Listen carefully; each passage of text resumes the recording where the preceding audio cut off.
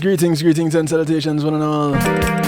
Welcome to the night shift. A brand spanking new week right here on the night shift to DJ Kevin Stew. How you doing? I suspect you're doing just well. Big ups to each and everyone locked in right now, those tuned in on TuneIn Radio, the night shift to DJ Kevin Stew. Across upon One Harmony Radio, top of the morning to you guys over there, Queen Genius, King Genius. All hail royalty. Musical royalty. Big ups to those locked in on WGLRO with the Donny Walker Morning Show, the People Station, taking you from the sheets to the streets. Big ups to you. Those locked in on PEMGTV.com, glad to have you. And of course, right here at the home of the night shift with DJ Kevin Stew. It's so glad to have you. I couldn't do it without you, and you have my word. I wouldn't even try. Sour day. Oh yeah. Kicking it off with the sound of Voice and Wuss Ways. It's called Pandemonium. Only one thinking I dey charge a job. I never see this. It's rock sale, it's hand sale, it's oil sale, it's gal sale, it's my sale. Watch out everybody, I'll get somebody. Lord, it look like pandemonium. Have somebody to this stadium. Boy, do this a shine now. We on the line now. When is we time now? Lord, it look like pandemonium. Let me pray and let me back down. Start to run now. Start to run now. Start to run now.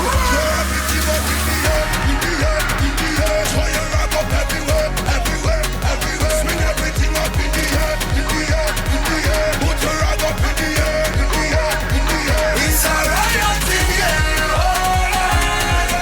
Man, I hope they go take this. It's a riot in the air, oh Lord. Let's really make it. Yeah, the whole place turn up, yeah, it burn up. It's like fire under we feet. Everybody start jump up, wave up, hey. You and the whole team lead. Hey.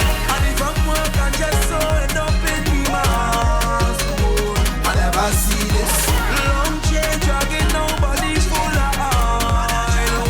I never see this. It's Chavdale, it's Hansdale, it's Oilale, it's Galdale, it's Marcelo. Watch out everybody, I'll get somebody. Lord, it look like pandemonium.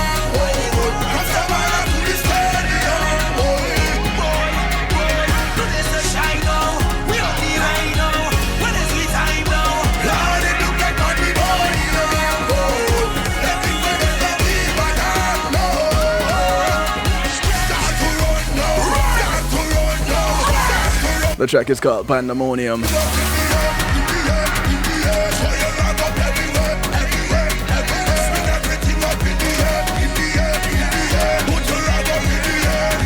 Want to say big ups to Pulse Media Group. Thank you for sponsoring this segment of the show. When being in the moment is priceless. You want to get in touch with Pulse Media, they can do what you see right here on kevinstew.com, give you live streaming. They can host your website. They can even create a website for you. Just give them a call, 754-999-6020, or visit them at pulseemg.com. Tell them you heard about them on the night shift with DJ Kevin Stew. Yeah,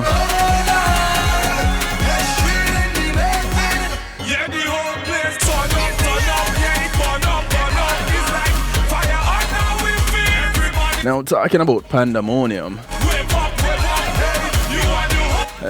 tonight I have someone who is causing quite a stir, especially in the state of Texas. And as the night progresses, you will see why. Without much further ado, I want to introduce to you the man that has earned the name, I don't know if it is lovingly or grudgingly, the name Butt-inski. And he will have to explain to you how exactly he got the name Butt-inski. But ladies and gentlemen, I introduce to you, and because I have to be respectful, Mr. Butt-inski. Thank you for that gracious introduction, Stu. Actually, that name was affectionately given to me by my older sister. Okay. And it is Butt-inski. Like I'm always butting Butting into in. things That's that right. I wasn't asked to for my opinion on. So it is Butt-inski, and it's an affectionate name from my sister, though she uses it less than affectionately sometimes. And I'm sure she's not the only one using it these days. Yes, that is true. I have several times I've had to have conversations with district attorneys in Texas that I have never spoken to before about an issue that is in their jurisdiction. And when they pick up the phone, they go, "Oh, Mr. Butt-inski," and I go, "Yeah, I've been on the internet, have you?" And they laugh. Said, "Have to do before we talk to you. We do research." There you go. Ladies and gentlemen, yes. it's David Fisher is his name, his actual name. And I introduced to you David Fisher. Yeah, you will see on the screen it says Mr. Butt-inski as the topic, the headlining topic for the show. But his name is David Fisher, and you can go look him up. And as I show you the individual image of him, you will see his name right there. You can Google him, and believe me, you won't be disappointed in what you find. But numbers to call, numbers to text for tonight. If you want to give in a quick shout out and say some words to David, 773-789-STEW, 773-789-7839. Of course, the chat room is available, but we don't call it a chat room on kevinstew.com. No. It is the stew pot. It's where we keep things bubbling. We're fancy over here. We don't just call it a chat room. Okay? So you can jump into the stew pot, and it's a judgment-free zone. You can remain anonymous, or you can give your name. That's totally up to you. You can call in. You can text in. Those of you who are overseas, you can Skype in. Kevin.stew is the Skype handle. Okay? All right. So from this point on, it's the David Mr. Butt-inski Fisher show, just so that you know. I'm just facilitating. This is his show at this point. David, what is it that you do, and how long have you been doing it? I'm right now. I act as a consultant in criminal matters, primarily dealing with medical examiners. But as those issues with those medical examiners go into the criminal courts or the wrongful deaths of inmates in prisons or anything in that general nature. Prior to that, I used to do civil consulting on civil cases, running civil cases for clients. And before that, I was in the oil and gas industry and having to sue a major oil company who wanted to breach my leases, and that's when I learned the law. But what I've been this criminal consulting, I've been doing it for about 18 years now, and I got drawn into it quite by happenstance. I was dealing with a law enforcement officer who had falsified his credentials, his military background, and was presiding over a high school, three high schools and school districts boot camp for kids. Mm-hmm. And he was, to say the least, not the person that should have been there. So, warning the school districts that they would either fire him or I would sue them, I met a reporter and gave her a copy of the lawsuit that I had served on the school districts and warned them that they had X amount of time in which to remove them, or I would file the suit and proceed forward. Long story short, they fired him, and the problem was resolved. But the reporter asked me to look at a capital murder case in Bastrop County, Texas, the city of Bastrop. Mm-hmm. I knew nothing about this case. I was in Houston at the time. This murder took place in '96. Okay.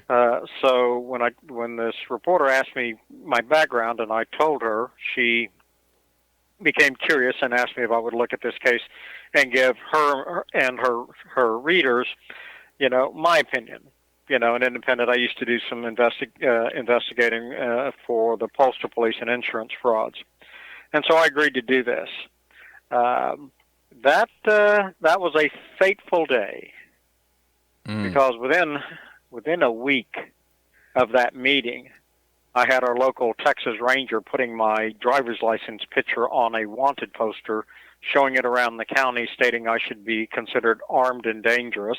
Wow. And elected county officials telling me that they were setting up a hit on me, that when I was pulled over at night and reached for my glove box to get my insurance papers, they would say I was going for a gun and shoot me, which I found rather, disturbing, but also rather humorous because what the hell did I do, to earn a target on your back? Yeah, to get this kind of, attention. Now, yeah. Admittedly, I did meet this ranger a month and a half earlier. He was doing an investigation on some illegal dumping, some of it on the property I lived. But he had completed his investigation, told me he found nothing. Well, in the interim, I conducted my own investigation and caught the people who were doing it. At that time, Governor Bush, his environmental people were preparing to file charges. All of it had been resolved, and yet the Texas Ranger in his investigation could find nothing. We had already completed it. And so I jokingly, and some seriousness to it at the same time, told the ranger that he couldn't investigate his way out of a wet paper bag with a hole in it, and someday I was going to show him how to do an investigation. Now, I did not know when I undertook this review with the newspaper that this same Texas Ranger was the one who investigated this murder. So when he found out that I was doing it, he became extremely nervous about it, and what he was trying to do was trying to keep me from going to a hearing. Okay. 2 weeks later, where he was going to have to testify. He did not want me in the courtroom to hear his testimony. Well, sad for him is I didn't know there was a hearing, and I wouldn't have been there anyway. But when I found out after the hearing, when the reporter called me and asked me why I wasn't at the hearing, I go, well, did you tell me there was a hearing? Because I don't know about one. And so she said, oh, I forgot. And then she proceeded to tell me that the ranger was on the witness stand. And that's when it occurred to me what this was all about. He was trying to intimidate me to keep me from coming to that hearing. Okay. Now, that was all I needed to know to really give a good hard look at the Reed case. Because if he was that concerned about me seeing his testimony, there must have been something big here. And so I took the files and I started looking. And I got to tell you, Stu, it didn't take me 3 hours going through that file to find enough evidence that the boyfriend of this girl killed her, who was now, to preface this, because a lot of your listeners don't know about this case, is a case that's been in the news. The Supreme Court is about to make a ruling in Reed's case. He was set to be executed last Wednesday a week ago. It was stayed. This was the second time. It was his third execution date set, but only the second time that he got within 10 days of being executed. Right. Now, and this is Rodney Reed for those. Yes, this is the Rodney Reed case. And you can do if you just go to Google News and put in Rodney Reed, stories will fall out everywhere. Right. He's had supporters, Beyonce, Kim Kardashian, the U.S. representative from this area, Michael McCall, the ex-presidential candidate Ted Cruz, who's a Texas senator, and many other celebrities. But I don't look at the celebrity. I look at the facts and the issues in the case. Now, to summarize this case, you had a sleepy town of Bastrop back in 1996. Now, for people to understand Bastrop, the central part of the city is incredibly small. You know, on one side, it's got the Colorado River. Then it's got a major east-west highway that cuts across the south. The Colorado River cuts it off from the west. Now, the Colorado River channel is about 50, 60 feet deep, you know, and about, 400 feet wide. Okay. And then on the east, you have another farm-to-market road with large shoulders, and it ties into the south. And then you got some houses that just trail off to the north and turn into pasture land, within a half of a mile. So the capital of the county of Bastrop is in the city of Bastrop, and the whole little core is about 10, 15 blocks. Wow. Yeah, that's and small. That's it. And so you got a police everybody station. knows everybody. Yeah, it's tiny, tiny.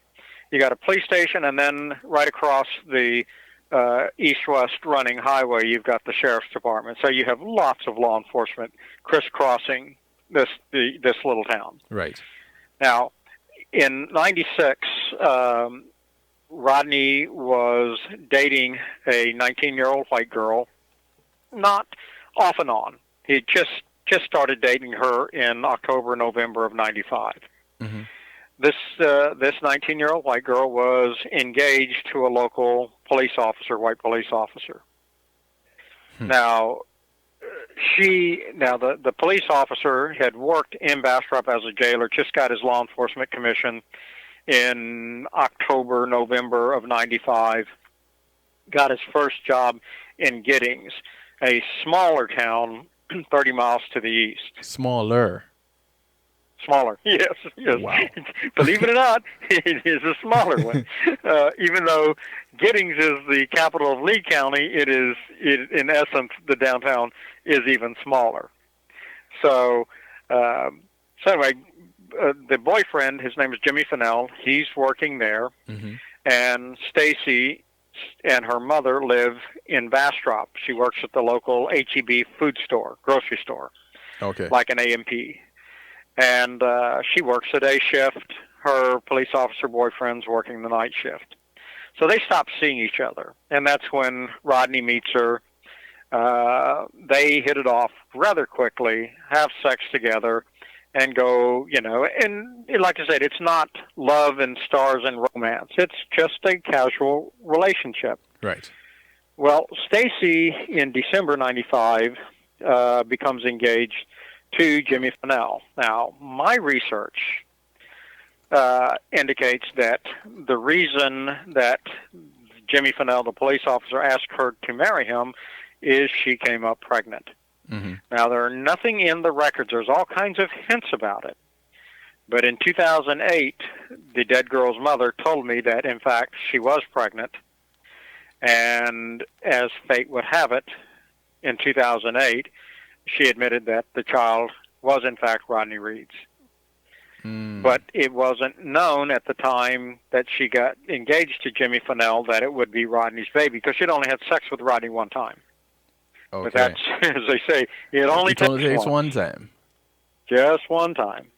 And so as Stacy got farther along, when you get into early '96, she began to suspect, and there's no doubt, her gynecologist would have told her, and by March, approximate time of conception, and she would have figured out real quickly that it was highly unlikely that it was her fiance's. Right. Now, so Stacy continued to see Rodney off and on, and of course, this little town, you can't have a private affair when you're talking about somebody that lives in the downtown area of Bastrop, which Rodney and his family did. Now, Rodney, he had no transportation. He worked odd jobs when he could find them. This is a very small town. Right. But he was, he wandered everywhere. Hmm. He had lots of friends and of course lots of kinfolk. Now, Rodney only dated white women, but that was not unusual for black males in Bastrop in '96 because I know several of them. And one very good friend of mine, his wife told me, said, yeah, that she was the first, his wife told me she was the first black woman that he'd ever dated. And then she told me why in high school in Bastrop, why he only dated white women. Because all the black women were his cousins.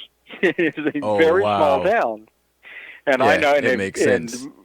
if you have most, from what I've talked to, a good percentage of anybody over in their 50s and 60s, um, their spouse is their cousin in Bastrop. It's Yeah. inevitable. So Right. but Rodney, as I said, his preference were white women, and he was successful. He was a very charismatic, and if you haven't, I'll give Stu. I'm going to give you a link to a hour-long interview with Rodney Hmm. where he just talks about the case. Okay. Great. He has a perfect control of his master of the English language. He's Right. well spoken. He thinks before he speaks, and so you'll get an idea of who Rodney is. Okay. Now, so Rodney and Stacy are dating, and of course, word links out, gets back to Giddings, and Jimmy Fennell, he is an old school racist. Mm. I mean, he's from the deep South type of racist, and to say, and just beyond that, he's got a violent temper, and he's pretty much of an introvert, and very few friends, close friends, Right. and so this guy is a loose cannon.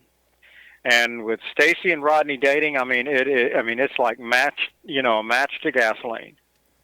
Mm-hmm. It's gonna go up in a blaze. You Something's just gonna don't go know up. when. Right. And so as we get on into into '96, there seems to be a chase on. Jimmy trying to prove that Stacy's having an affair behind his back. She's trying to keep him from finding out, and yet still seeing Rodney. Mm-hmm. And so the fateful day weekend comes on April 22nd, 1996. On a Sunday night, Stacy's mother has fixed them. Now, Stacy's mother moved when her daughter got engaged to Jimmy, and he moved her to Giddings. Stacy's mother moved there too, and rented an apartment in the same apartment complex just below, in the same building below Jimmy and Stacy. Mm-hmm. Stacy rotated her time between her mother's apartment and Jimmy's. Okay. Well, on Sunday night, April 22nd, Stacy's mother cooked them her favorite, her famous within Stacy's family meatloaf dinner, and Jimmy Fennell went after Stacy's mother and criticized the meatloaf dinner to the point that he had Stacy's mother in tears, and they were having a royal fight. Mm.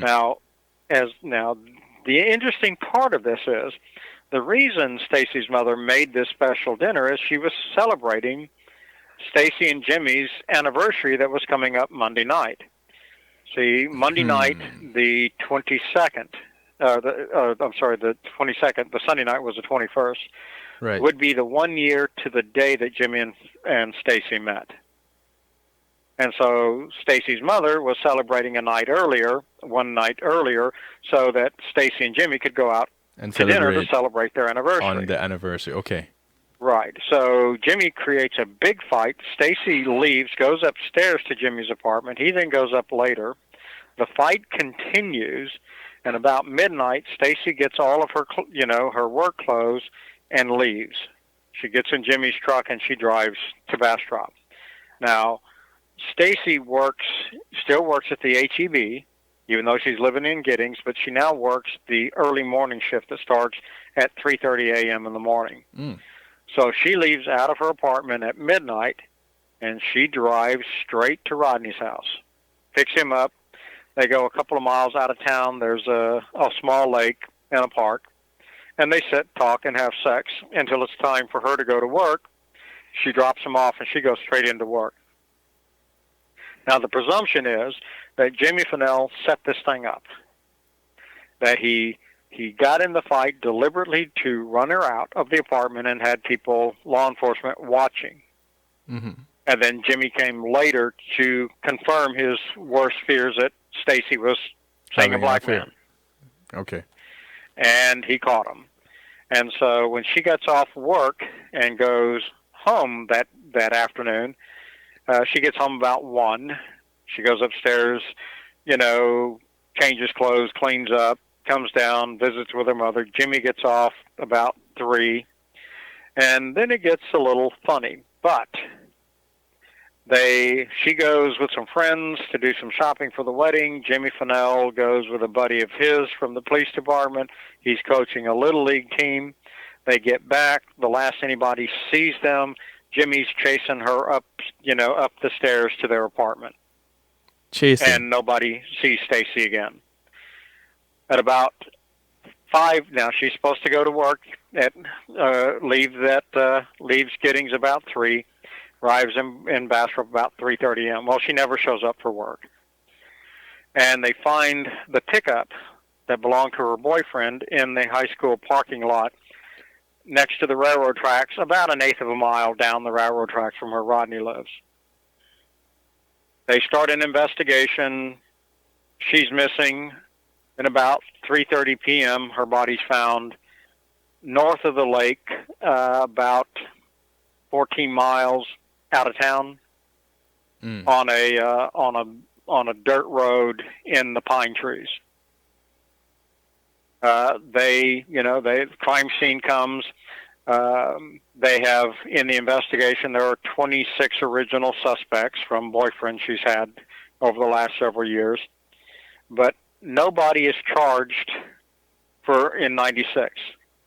In 97, Rodney is charged based on some alleged DNA, and it had to do with one of his girlfriends, getting mad at him, accusing him of rape, and then them taking the garments, matching Rodney's DNA to them, but then his girlfriend withdrew the charge. Well, they went back and used those old items and evidence collected from 95 to charge him. He goes to trial, convicted, sentenced to death. He was sentenced to death in 98. I come into it in 2001 and start looking. And what I find is the most incredible frame I have ever seen in my life. And one of the most bizarre ones at the same time. As I generally tell news people when I'm talking to about this case that aren't familiar with it, yes, I tell them Angela Lansbury, who wrote, Murder, She Wrote, books, that series, she couldn't have written this thing had she been on drugs. And even if she had, nobody would believe it because it is so impossible to believe that such things went on, and yet this is real life. For instance, the detective who canvasses the high school parking lot when she doesn't show up for work and Jimmy Fennell's truck is found there that she was driving. Yes. He then is found dead 3 months later with a self-inflicted gunshot wound to the head.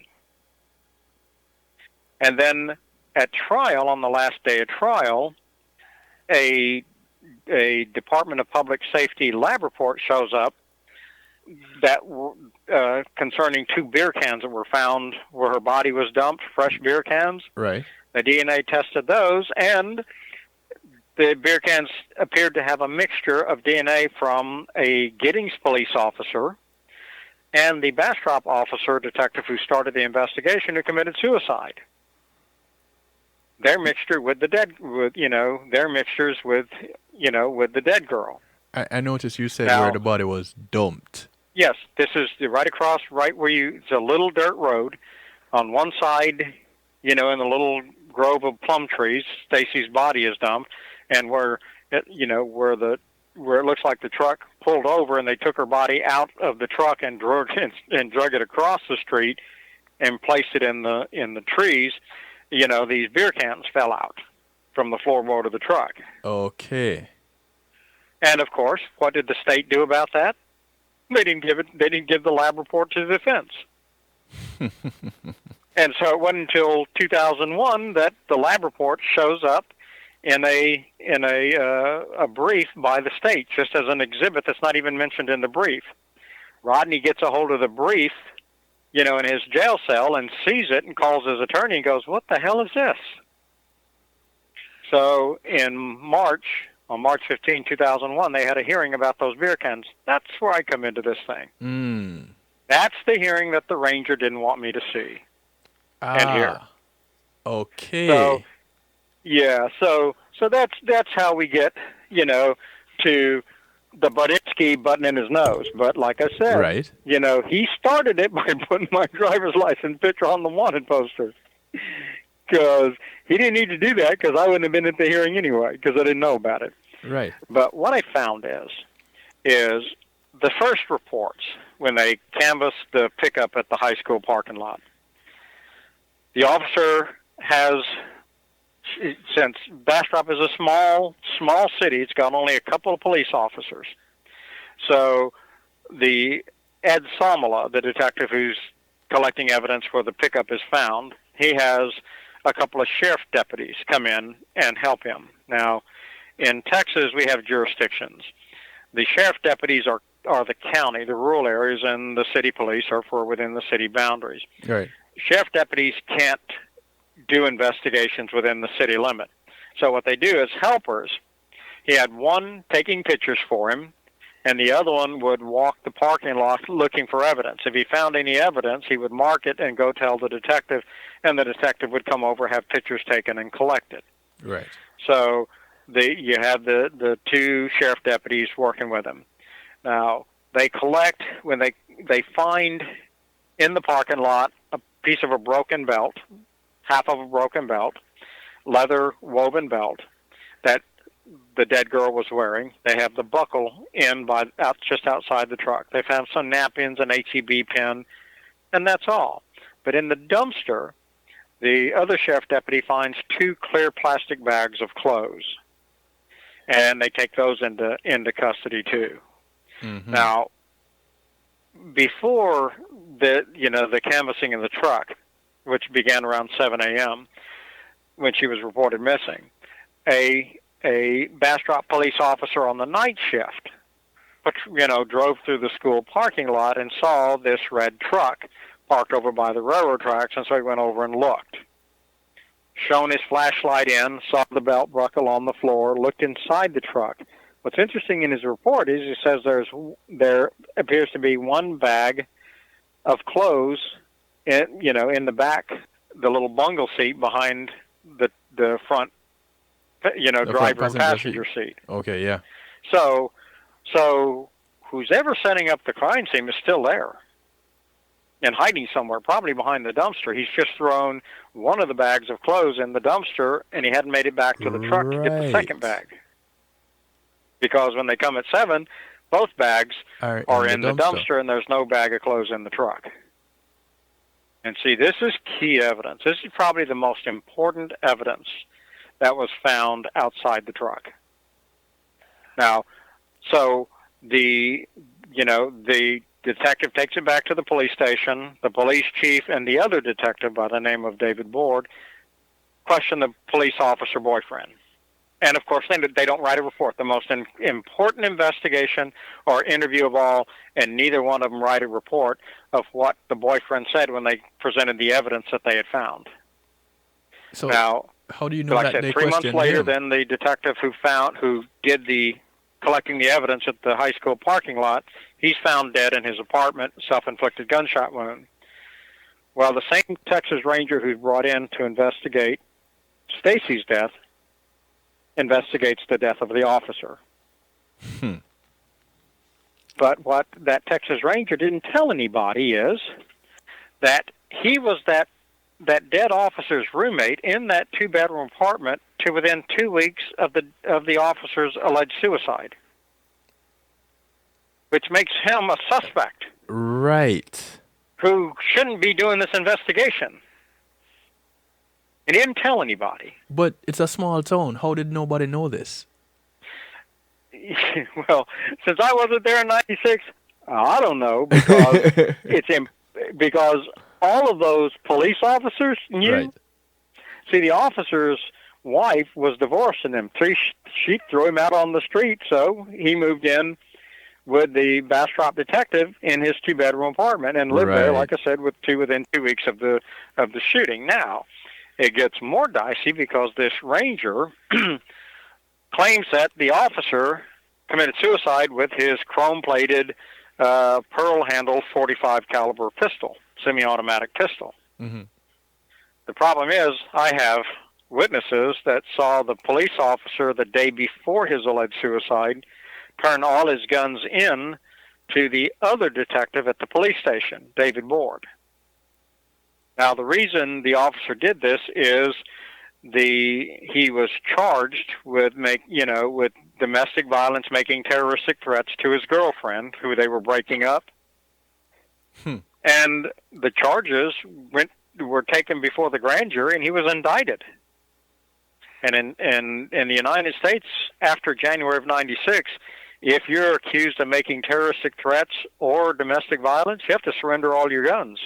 Right. To law enforcement. So the officer, the day before his death, I have witnesses that watched him turn in his chrome-plated, pearl-handled .45 caliber pistol to the other Bastrop detective, David Ward. So how did Ed get that gun and commit suicide the next day with his gun? Huh. Yeah, and of course, to this day, that question has never been asked. Wow. Now, what also was interesting, when Ed canvassed the high school parking lot, when the truck was locked, so they drove it to the impound lot, and then the boyfriend police officer showed up later that morning with the keys, and they went to the impound lot and opened the door. Now, Ed was the investigative officer, so the police officer gave the keys to Ed. He opened the pickup door, and almost immediately the boyfriend asked the police officer, Ed Somala, to check in the center console to see if his checkbook was there. Well, they opened the console, and his checkbook wasn't there. Does the boyfriend say anything more? Nope, not one word. Now, the key part of this case is on the floorboard of the passenger side of the truck are these fluids. They're body purge fluids all over the place. Mucus, big spots. Okay. Now, they note that. Notice some are wet, some are dry, and take note of it. Now, after 6 days after that truck being opened, the cop boyfriend shows up at the sheriff's department. Now it's a sheriff investigation because they found the dead girl's body out outside city limits in the countryside. Right. And when they find her body, she's got trails of fluids running out her nose, down the side of her face, from her mouth. So you can see that this girl was dead on the floorboard of that truck for some time. Okay. And that these fluids deposited there. Right. Now, when the medical examiner did the autopsy, he claims that she's been dead 9 to 12 hours. Now, he didn't put in the autopsy report. He waits till the trial to testify to this. Which means that they found her body at 3 p.m., so 9 to 12 hours means that she was abducted sometime between 3:30 a.m. and you say 9 a.m. Okay. And was killed. So that pretty much implicates Rodney Reed. Now, Rodney, because his DNA is found on her body, Rodney claims, no, I didn't rape her. We were having an affair, and the cop boyfriend, found out about it and killed her and is trying to frame Rodney. That was his side of the story. That's what I was asked to look at. So what I noted first off, the thing that gave it away that the cop had killed her is that after he told the detective who found the pickup to open the console and his checkbook was missing, he didn't say another word. But 6 days later, after the sheriff's department is running it, and after he's gotten the pickup back and sold it, he meets with the Bastrop the sheriff detective and tells him, "Oh, in the checkbook was a check made out to the Bastrop tax assessor and collector.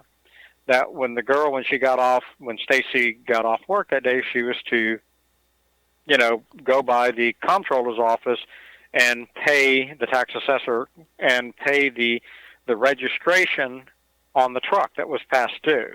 Mm-hmm. And he said the reason he didn't put any amount in because he didn't know what the late fee or penalty would be. Right.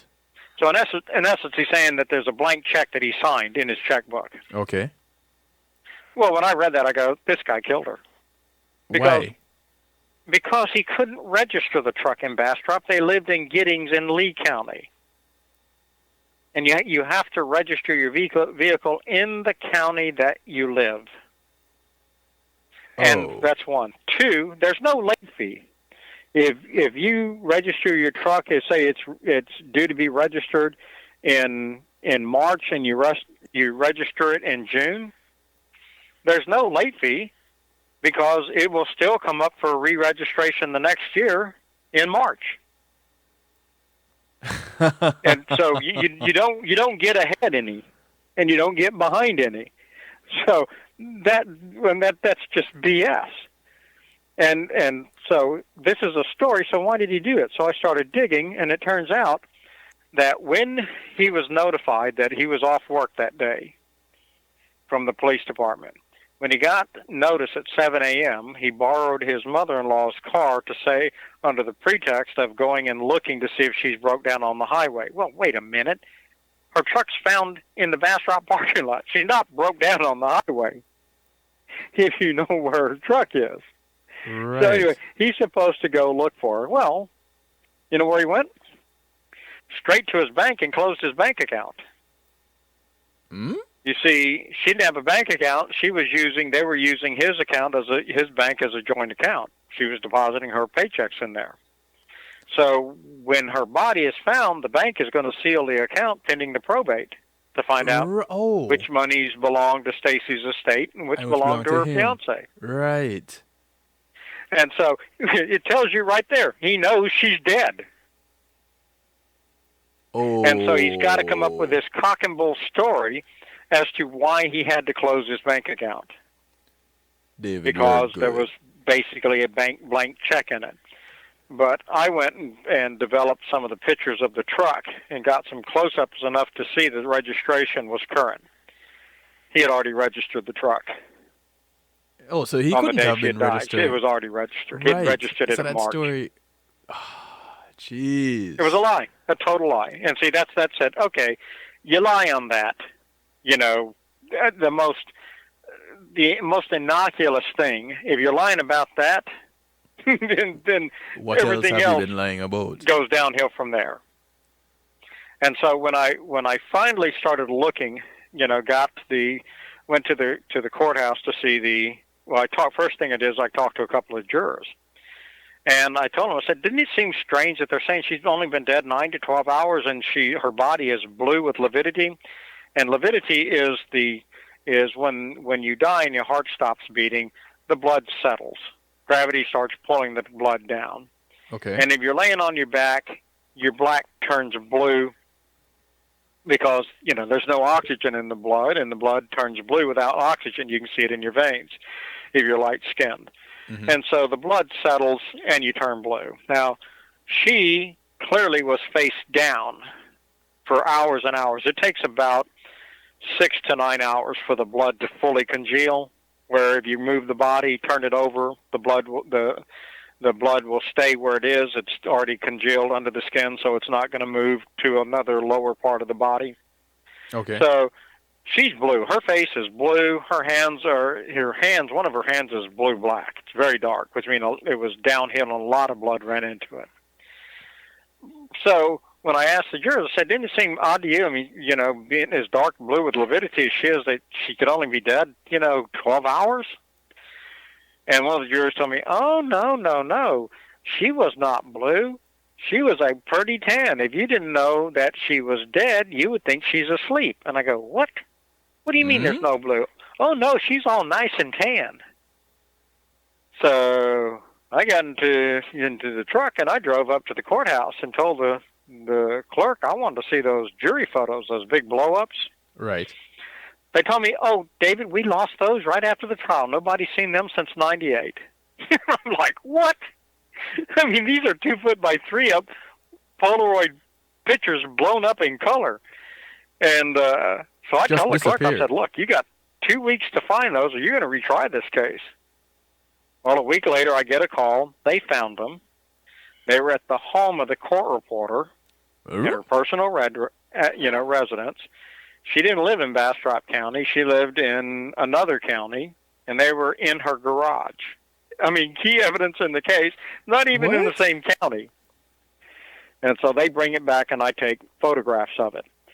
They have digitally altered the color of Stacy's body from blue to tan to make her look less dead, which tells you the state knows that she's been dead longer than it would have been possible for Rodney to be the killer. And they knew it as far back as 98. So I called the medical examiner, talked to the medical examiner, I could not believe the guy is actually lying to me on the phone. The medical examiner. The medical examiner. And what he tells me, I'm telling him, I said, okay, Bayardo, am I reading this correctly in the autopsy report? You're saying that she's, you say she has showing signs of residual rigor? Are you trying to tell me that she's going into rigor mortis or she's coming out of rigor mortis? Now, I know what it means, what he's saying, but it doesn't make any sense. He goes, oh, no, she's coming out of rigor. And I go, well, how's that possible? Rigor mortis is a 36-hour process. Now, this is where the body goes stiff. Right. After death. It takes about 9 to 12 hours at normal temperature, which is around 70 degrees, for the body to completely lock up in rigor. Once it's locked up and stiff as a board, it'll stay that way for 12 hours. Mm-hmm. And then now at 24 hours, the rigor will start to relax. And it'll take another, 9 to 12 hours for the body to go completely limp again. So it's a 36-hour process. Well, Bayardo's saying she's been dead 9 to 12 hours. She should just be fully locking up in rigor. But he says she's coming out of rigor. Which and I said, how's that possible? He says, well, David, as you know, the heat, it breaks the rigor. And she was laying in the hot sun all day, and I go, oh, no, she wasn't either. I went and checked the weather stats for that day in 98 in Bastrop. It started out about 54 degrees in the morning, got up to 80 degrees, about 5 p.m. And so the morning is overly cool, which would delay the onset of rigor, and the afternoon was just a little warmer than normal, which would have accelerated it. But when they find her, she's coming out of rigor. Which doesn't make sense. So how is this possible? And the answer is somebody tampered with the body and heated the body to break the rigor in order to stage her, to stage the crime scene. Now, oh my goodness. Since Rodney, if he would, according to the state's theory, if Rodney would have abducted her, she would have driven into the city of Bastrop around 3:30, between 3:15 and 3:30, to be at work at 3:30. And he would have somehow at a red light abducted her, crawled in the truck with her, and overpowered her, and then drove her 14 miles out to this road off the main highways in the pines, raped and strangled her and dumped her body, and got back by 5:30 to dump the truck in the high school parking lot and then walk down the railroad tracks to his house. So the maximum amount of time he could have been with Stacy was 2 hours. From 3:30, when she would have got into town, and 5:30 when they found the truck. Mm-hmm. The problem is that the bodily fluids that are on the floorboard of the truck, which are purge fluids that come from the biological breakdown of the lungs, Yeah. doesn't happen immediately after death. It takes many hours after the death, more than 4. So if those fluids are on the floorboard of the truck, then she would have, and she didn't arrive in Bastrop alive. She had to come here dead. Huh. And that means everything was staged. Rodney couldn't have killed her. Now, so when I come into this thing, after I complete the investigation on August 23rd, the Smithville Times, the newspaper that asked me to look at the case, they start a 4-month series. Well, on the first day of the first article, I write a letter to the editor and give my findings. Mm-hmm. Talk about the state altered the crime scene pictures they showed the jury, digitally altered them, and that my estimate was she had been dead approximately 24 hours when they found her body, which means she died in Giddings. Right. Now, the Bastrop district attorney sued the newspaper, claiming that they conspired with me to defame him. Well, I knew he was going to sue him, and I told him he was going to sue him before they ever did an article.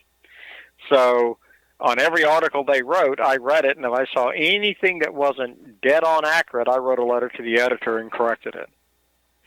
So because I did that, he lost all the way through the Texas Supreme Court. He lost every step of the way. But he really wasn't suing to get money. He was suing to discredit The information. what I said in that article Right. about the altered pictures they showed to the jury and the time of death. So after Rodney's state habeas trial, you go to the federal habeas. Well, I argued for a law firm, a public corporation, nonprofit, named by the name of the Texas Defender Service to represent Rodney. And one of those attorneys is still Rodney's current attorney right now, Bryce Benjett. Right. Now, I've screwed some things up in my life, but I have never screwed anything up so royally as to arguing to have Bryce Benjett on Rodney's case. You because were the one Rodney's been in jail for 18 years, longer than he should have because of Bryce Benjett. you argued Rodney's for attorney. Bryce to be the attorney? I'm sorry? You said you argued for Yes, Bryce to I be the did. attorney? Yes, I did. I was the one that went to this firm in October 2001 and argued for them to take his federal habeas. And it was by far the stupidest thing I have ever done in my life. Now, starting when they took over in 2002, I sat down with Bryce and I opened my files. First thing I told him that he needed to do was to have the autopsy report, the pictures of the truck, the fluids in the floorboard taken to a national medical examiner who would tell Bryce to a certainty this girl died in Giddings and her dead body was brought to Bastrop. And then since Rodney was convicted on DNA, well, the DNA become a mute issue because if she died in Giddings, then as Rodney said, he was having an affair with her. The DNA came from a consensual affair. Right. Because he would have had to, if it was a rape, he would have had to either raped her before she went to work that morning, the day before, on Monday. He had to rape her before she went to work or after she got off work, which means when she got home, she could tell everybody, but she never did. She didn't tell anybody anything because Stacy's mother knew she was having an affair with Rodney. Right. So if Stacy died, almost, not quite 24 hours before her body was found, then she died at the hands of her cop boyfriend. And any DNA on Stacy's body that belonged to Rodney had to be consensual. And the case is over. It's an open and shut case. That's simple. For 15 years, Bryce would not do this. So in 2014, A&E TV contacted me. They were doing a story on Rodney. And they told me that they had understood that I had the master file. And I said that would be correct. They asked me if I would open my file to them. for their story. I told them I would. That just give me a call before they got into town, and I'd pull it out of storage, and I'd give me anything they wanted. When they showed up at the office, I asked the producer. His name was Steph Watts.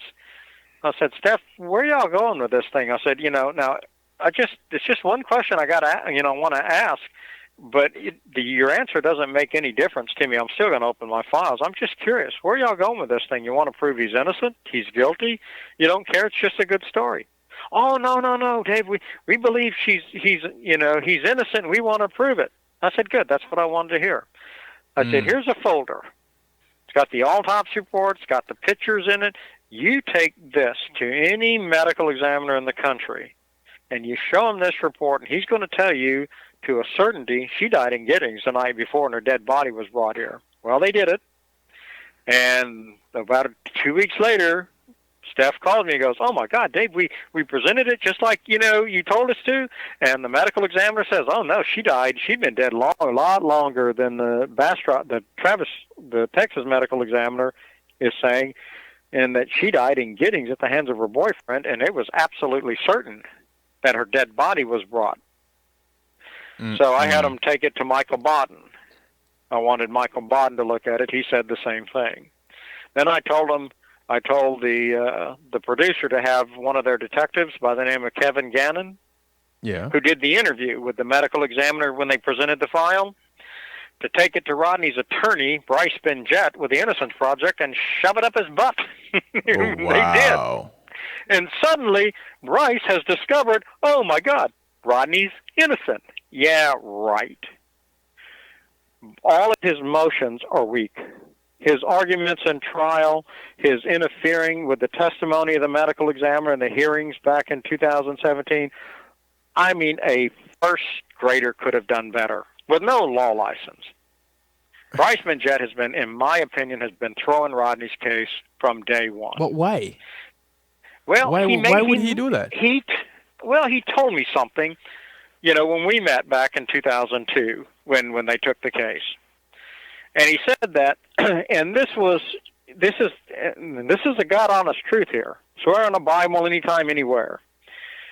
Bryce says that the Texas Defender Service believes that they could work with the current Attorney General of Texas at the time. Now that Attorney General was Greg Abbott. He's now the governor. Okay. And they believe that they could work with him on these death penalty cases, where if the Texas Defender Service had a client who the Defender Service believed was guilty as hell, as the charge of murder that he was sentenced to death over, but the state had a weak case. They couldn't prove it to hold his conviction. And where the Texas Defender Service also had clients that they knew were innocent, but the state had the upper hand and the Defender Service would never get them off, that they could trade. That the Defender Service, on those of their clients that they knew were guilty, they would not try real hard and let the state win to get the execution. And in exchange, on the prisoners that the Defender Service believed were innocent, that the state wouldn't press real hard and let the Defender Service win. And I looked at it and I said, you're crazier than a bed bug. So they're playing games with people's lives. That's right. Well, Rodney is the guy, their client, that they believe is guilty. And so they have been letting the state win upon win upon win. But I've not been quiet about this. I've continued my research and gone after the Attorney General who prosecuted him and pulled the records on her, tampering with the evidence. Pulled the records on the DNA. Do you know there was no DNA in this case?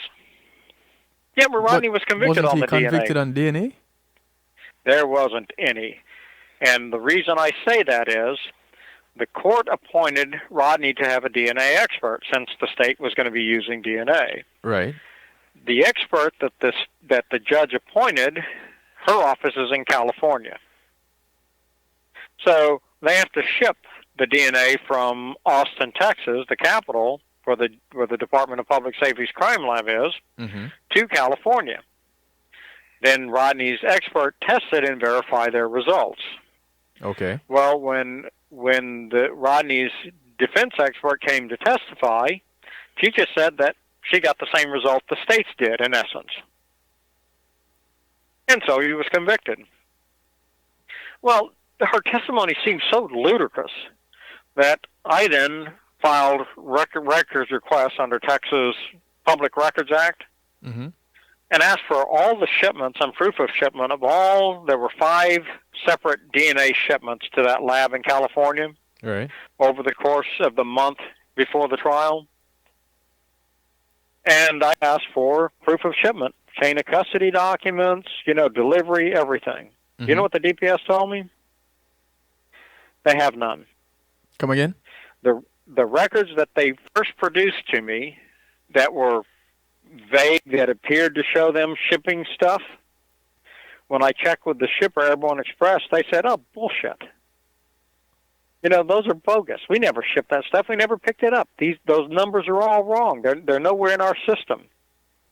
So I went back to the DPS, to their general counsel, their attorneys for the DPS crime lab, and asked them to verify that these are the true, correct, and the only documents. Well, the general counsel, the attorney for the DPS, writes back and says that the DPS says that Airborne Express does not provide proof that they've delivered the shipments. Really? Are you kidding me? Would you send anything by way of a company that wouldn't tell you whether they delivered it or not? That doesn't make sense. It's crazy. It's crazy stuff. And I had to, when I got that letter, I was mad. And so I picked up the phone and I called the attorney.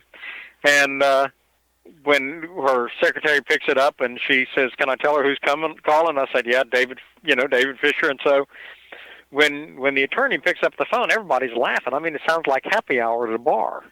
And I'm mad. I'm ready to fight. And I said, "And what the hell is this?" And the general counsel kind of laughed. She said, "Look, we had a bet going on here, how long it would take when you got that letter, how long it would take you to call, mad like this." Mm-mm. She said, "Look, I just put down exactly what the crime lab said. You know it's not true. I know it's not true, and everybody in this office knows it's not true. But I thought you would want to know exactly what they said." Wow. Yes. And to this day, the DPS still says they have no records of anything shipped or billing records that they paid for anything that was shipped. So nothing was shipped. Nothing was shipped, exactly. And if you have the evidence that, What was that testimony on then? What is this? For one, you look at it this way: if the state had Rodney's DNA on Stacy, then by God, they would have nailed his butt to the wall, and they would have wrapped that DNA samples in gold ribbons, and flown it out on a private plane coated in gold and handed it to them.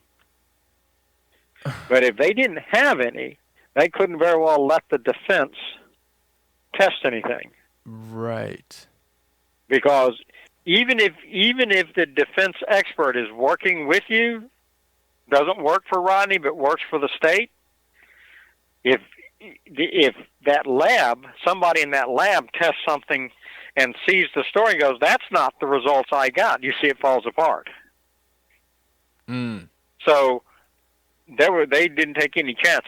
They didn't try to bogus samples in there. They never shipped anything. And if they didn't ship it, they didn't have it. Right. And to this day, I have presented this to Bryce starting in 2002, and he has never raised the issue. Now, Rodney's DNA expert came from Houston, from the Houston Harris County Medical Examiner's Office. Right. Well, guess what?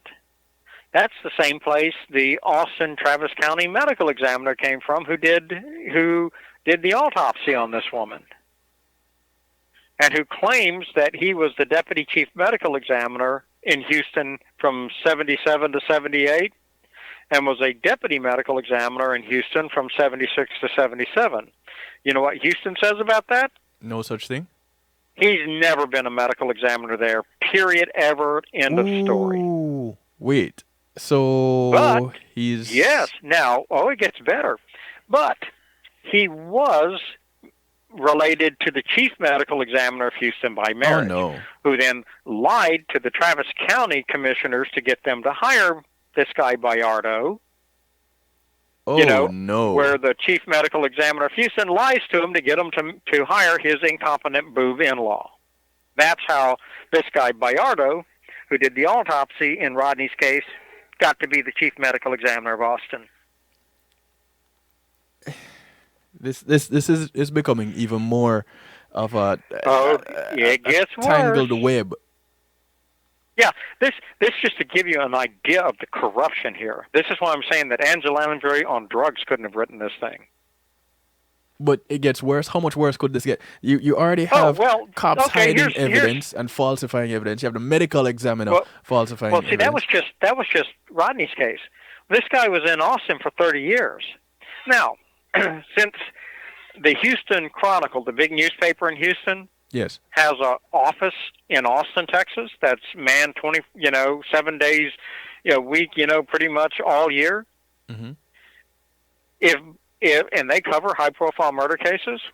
Well, the chief medical examiner of Houston knew that his boob in-law could get in trouble in high-profile murder cases, because if he took the stand and the Houston Chronicle's reporting it, and he has to credential himself, and he says he's the former deputy chief medical examiner of Houston, well, the Houston reporter's going to go, oh, that's interesting to the readers in Houston. I'll put that in.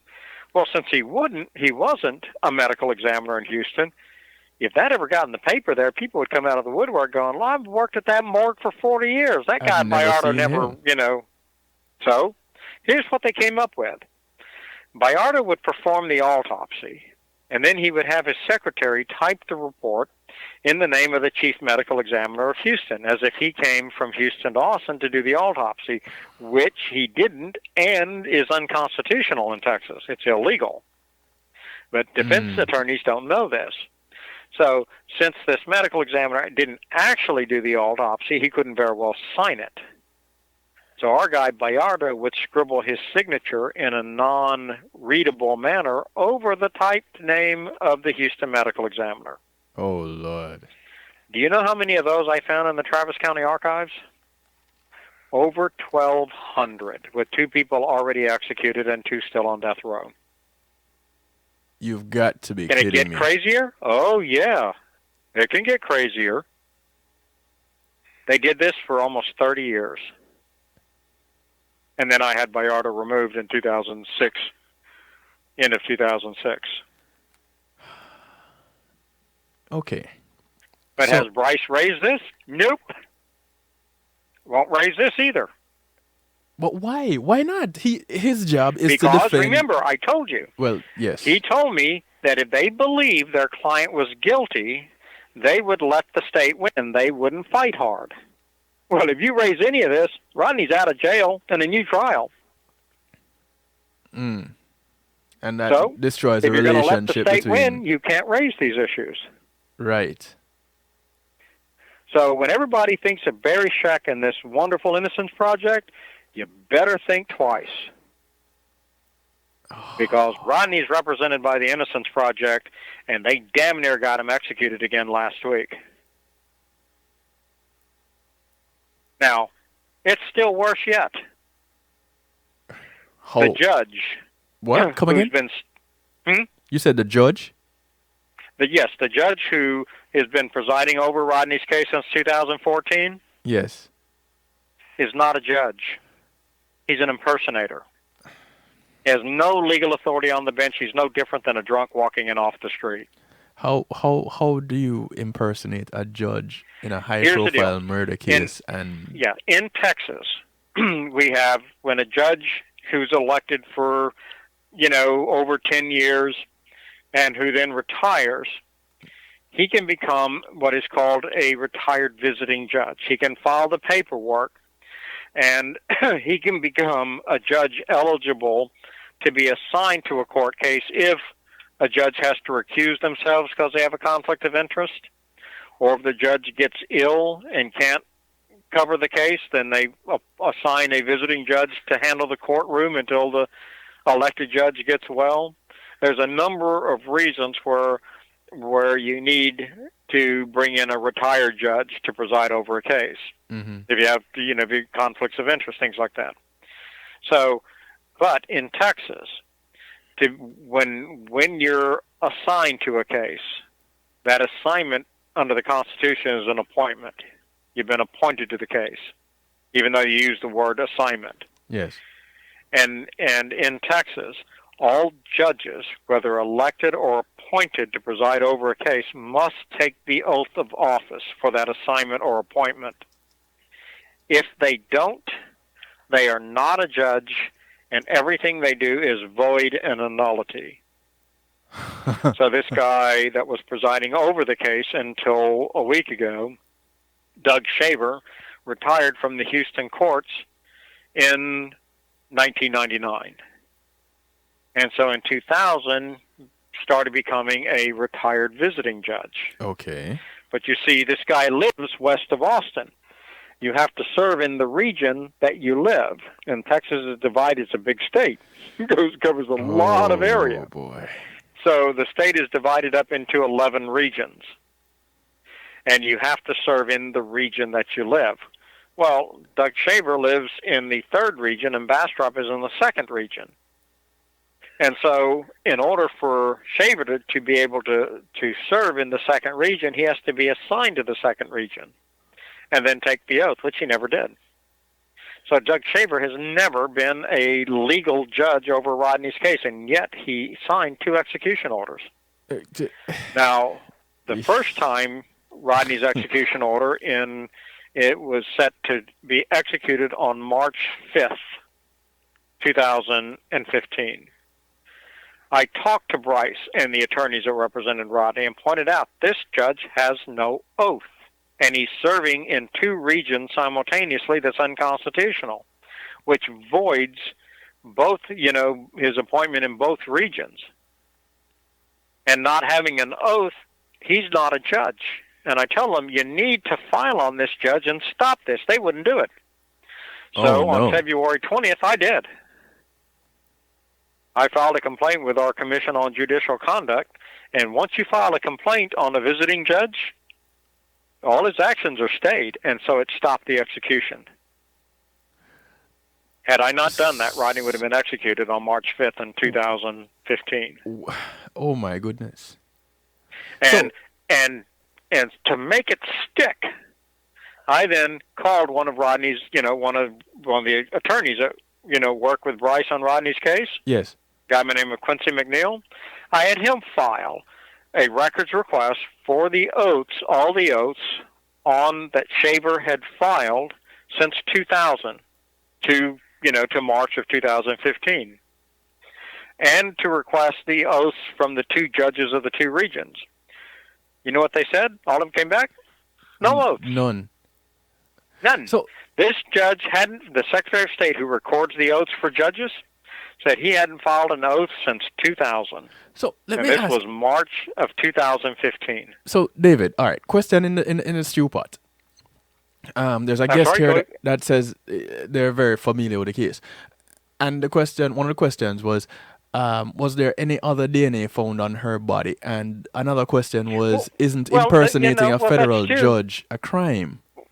Well, Stu, here's the problem.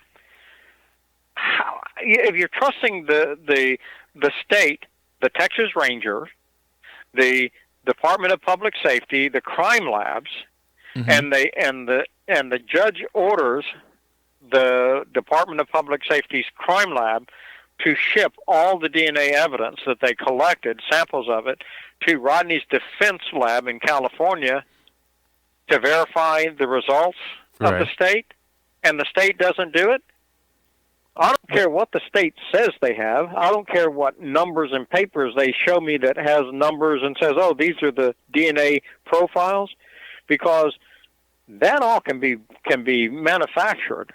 Right. Easily. That is proof of nothing. The proof is in, as they say, the pudding. If they had it, they would have sent it to the defense lab. There would have been no questions about it. Right. but they didn't, and they lied to the judge, and they violated court orders.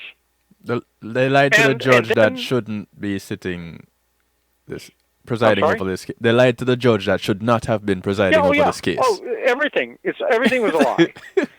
And so now, but then you go back to the founding point. Is the evidence is conclusive that it was her dead body that was brought to Bastrop. So if there was any DNA, it's not evidence of a crime. It's evidence of a consensual relationship. Right. I mean, it is that simple. Now, one of the things, when your listeners, if they start researching Rodney Reed, they're going to find some ugly stuff. Mm-hmm. Where he's been accused of raping Rape. women for a long time, and even raping a 12-year-old girl back in '89. I looked at all of those. They are all untrue. These are rape cases where the detectives in Bastrop knew who the rapists were, but for various reasons chose not to prosecute them. But when it came time to go after Rodney, since he had been dating a police officer's fiancée, well, police officers are going to hang you for that. And I don't think that just sticks in Texas. I think it would happen in Florida too, or North Carolina, or just about any place.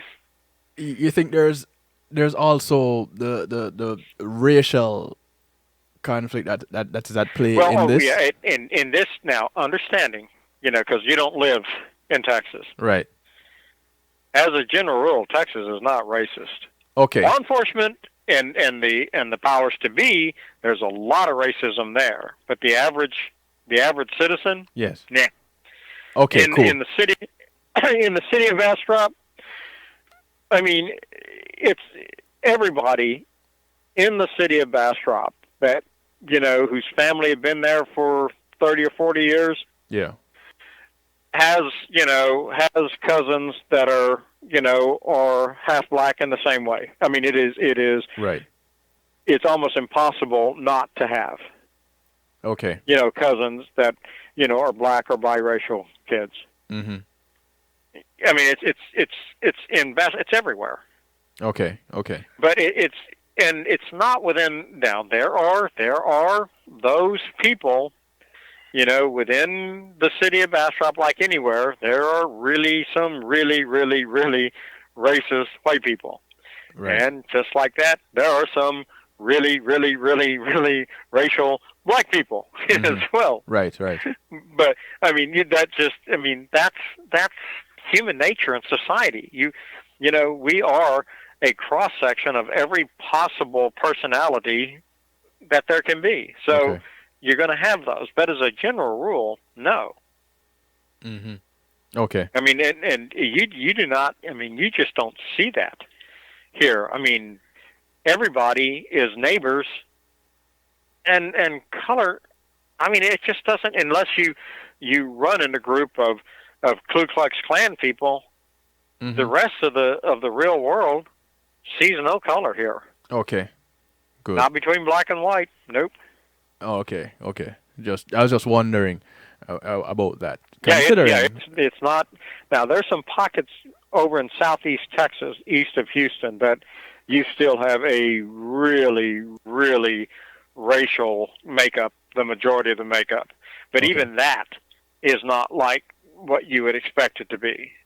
It's just there's a higher percentage of it than normal. But generally in Texas, the only place that you find racial tension is between the police departments, law enforcement, and, black males.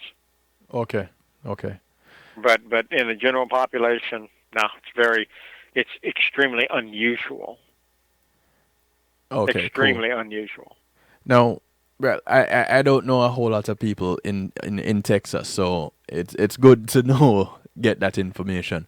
Now, yeah, it would surprise you. It will surprise most anybody. Yeah, when it is a little people bit surprising. come here, They have an idea. Oh, now we're big-headed people. Don't misunderstand me. Right. We are braggarts, like like you've been taught your whole life. Everything's bigger in Texas. Yeah, Yes. that's true. And unfortunately, so are the frauds. Mm. Which leads me to the next question. To framing somebody, we go way out of our way apparently to really do it up big.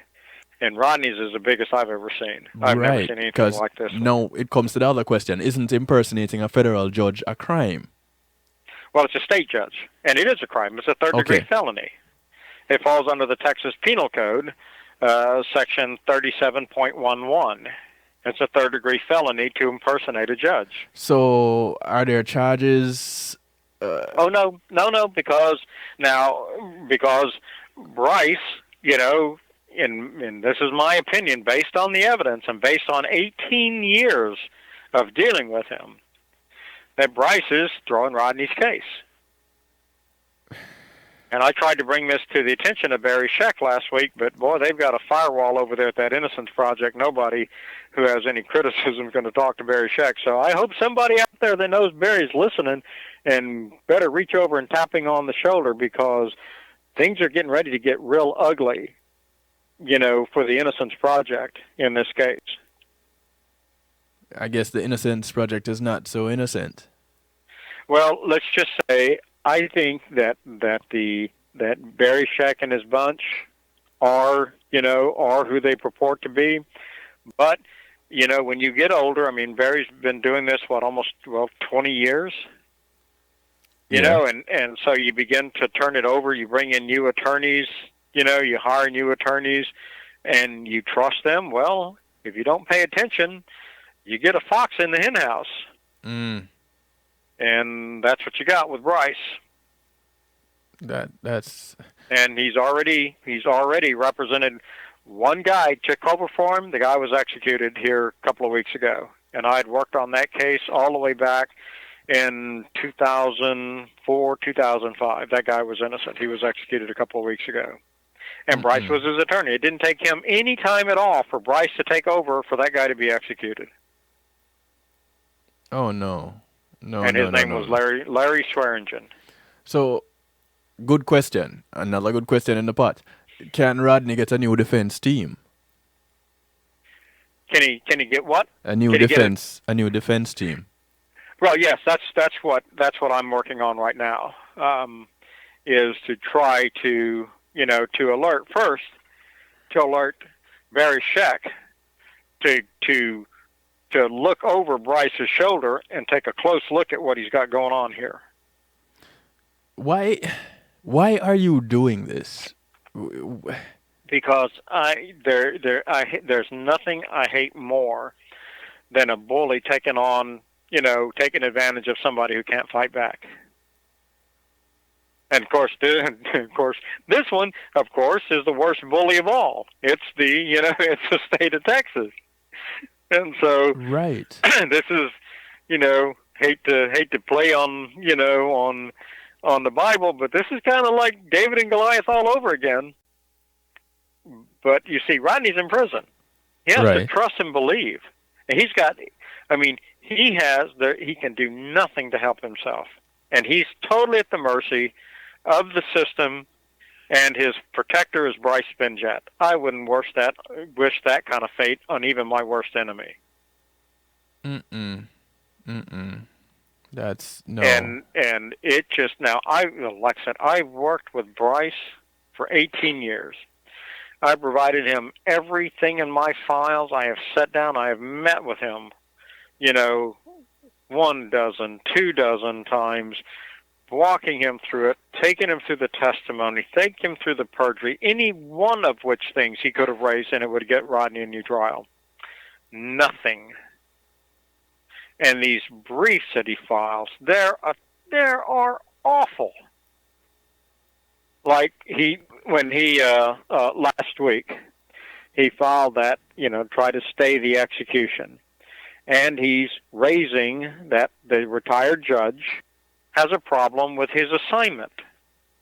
And he argues this big, long, multi-page brief, about how this judge, he was only assigned to the case for one day, and that his appointment has to come to an end. It can't be forever. And he talks in circles. No, the friggin' judge had not been assigned to the second region, so he couldn't be appointed to the case. And our Supreme Court has ruled on this for over 100 years. That a judge who does not have a valid assignment, he's not a judge, and everything's void. A judge who, upon being appointed to a case, an assignment, who doesn't take the oath, is not a judge, and all his acts are void.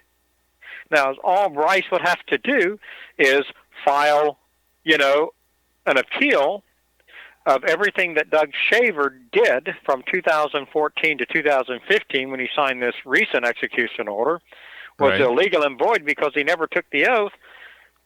And everything Shaver did, all the DNA blocking he did in 2015, 14, 2015, 2016, the hearings where he denied relief of Rodney, on Dr. Bodden's testimony, all that would have to be redone.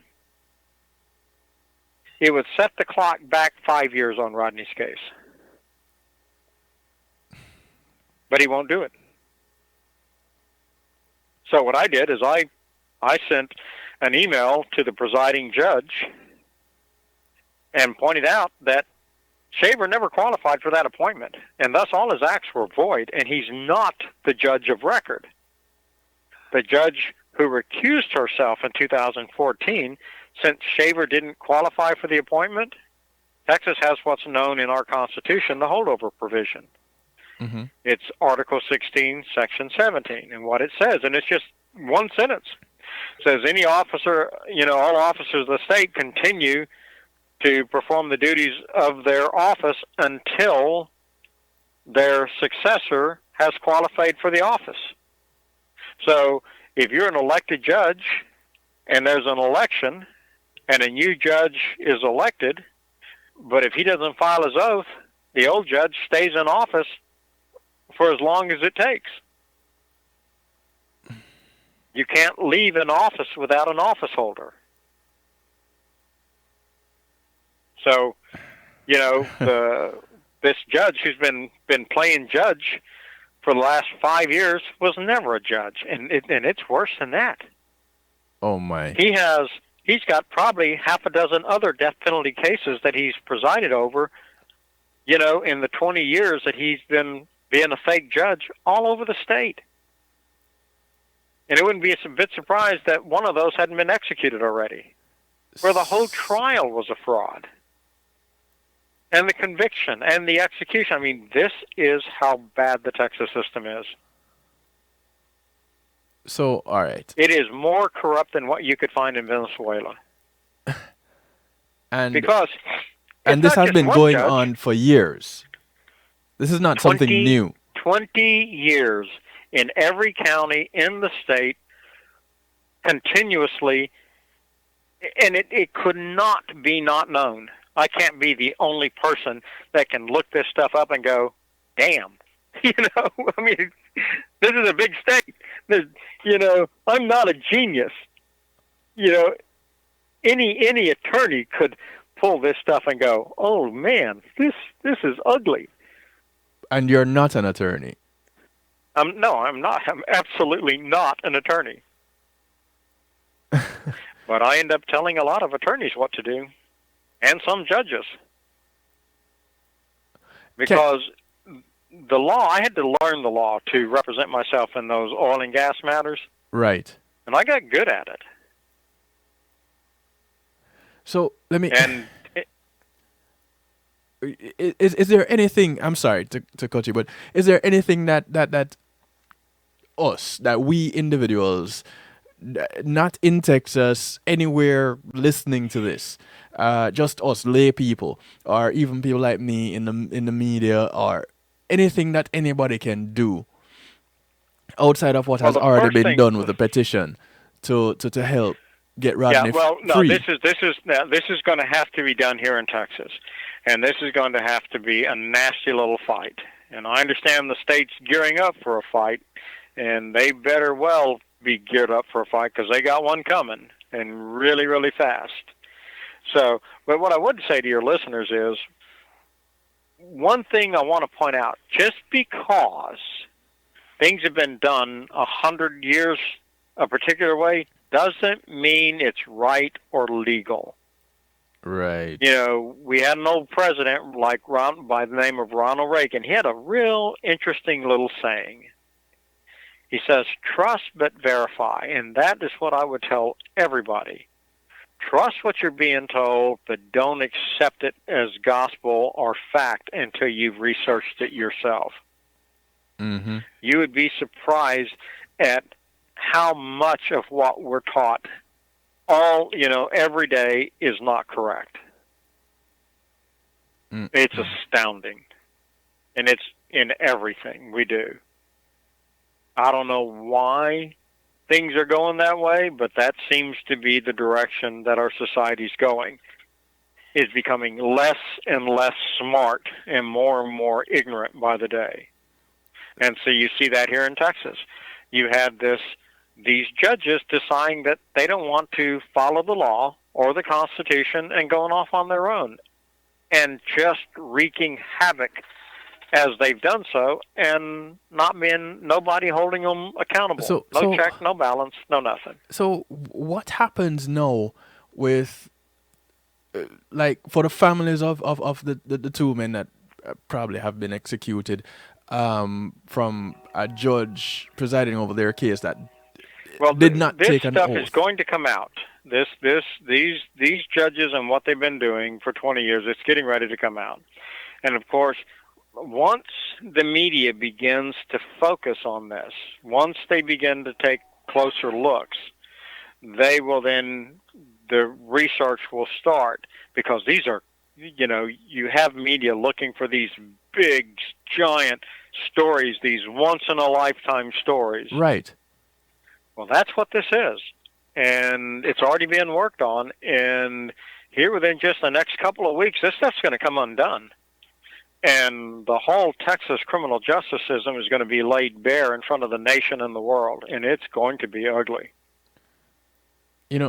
Someone mentioned here in the pot that it sounds like you are doing a whole lot more defending than the Innocence Project. Oh yeah. The Innocence Project, as it goes for Rodney, they're not doing any defending at all. They're trying to clear the way for executions. I mean, they are working against Rodney. They're not just not working for him. They are actually working against him. And then so what I had to do is I had to send this warning email to the presiding judge warning him, and then I copied it to all the media. And then from there it got to the sitting judges. And then 2 days later, the Supreme Court is saying, oh, whoa, stop the execution. We got a problem with the judge, but nobody knows what the problem with the judge is. I'm telling you what the problem with the judge was. And now what do? They just appointed another one to preside over the case. Okay. This judge is being threatened with a $4.25 million lawsuit here in Bastrop County. For what? By a justice of the peace, because he presided over a justice of the peace judge's cases in 2018 and 19 as a retired judge with no oath. Oh, Lord. So this has been going on. Her cases have to be retried again. And so she, in the newspaper, if you look for Bastrop Justice of the Peace, sues county for $4.25 million, you'll pull it up on the internet. And one of the judges that she's talking about is this new one that was just appointed to Rodney's case. And again, he doesn't have an oath. Who does the appointing? He's a fake judge. So who is doing the appointing? That's the same regional judge that appointed Shaver. Just did it again. So who is holding the regional judge accountable? Well, see, Bryce should have, he should have put an end to this back in 2014 when he should have filed the thing that I did to stop the execution, that the judge had no oath, and thus his execution order is void. And then he should have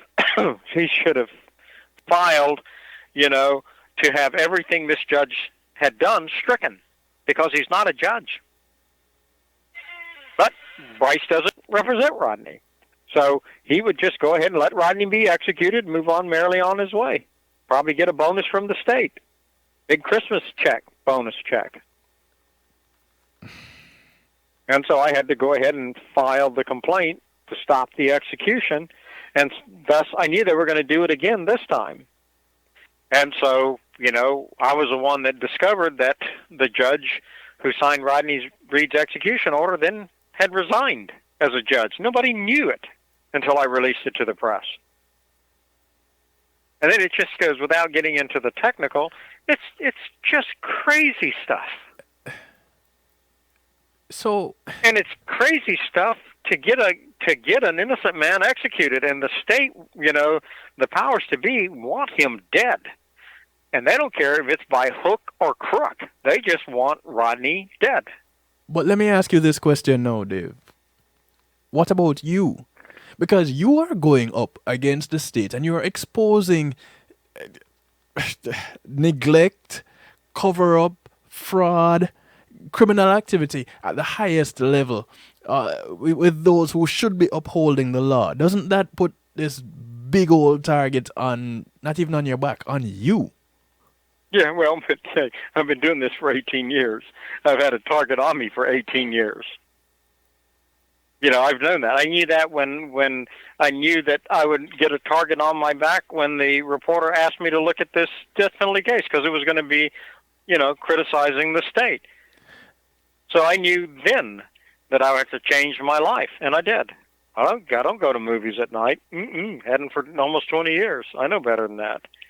Going out and, a sports bar and, have some drinks and watch a Monday night game? Not this boy. No. You've got to understand that there are people that, will remove a problem by execution. Right. There are still crazy people in the world that do that. Kind of like the police officer that ended up committing suicide with a gun that he turned in. Right, exactly. Those things. And so you don't put yourself in harm's way.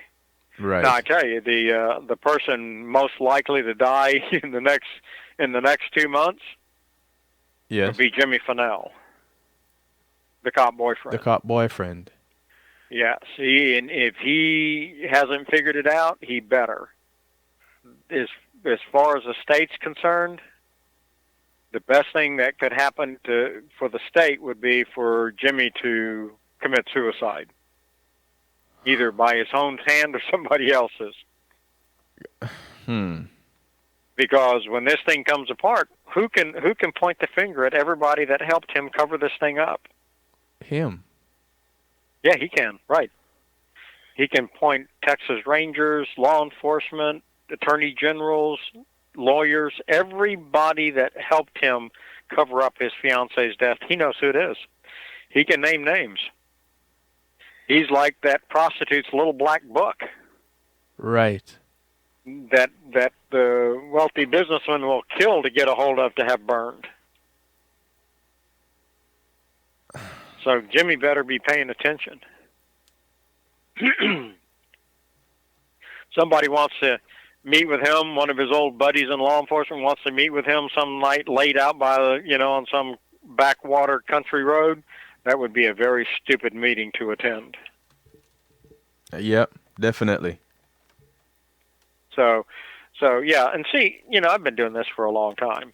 You can do just a Google search, David Fisher, Texas medical examiner.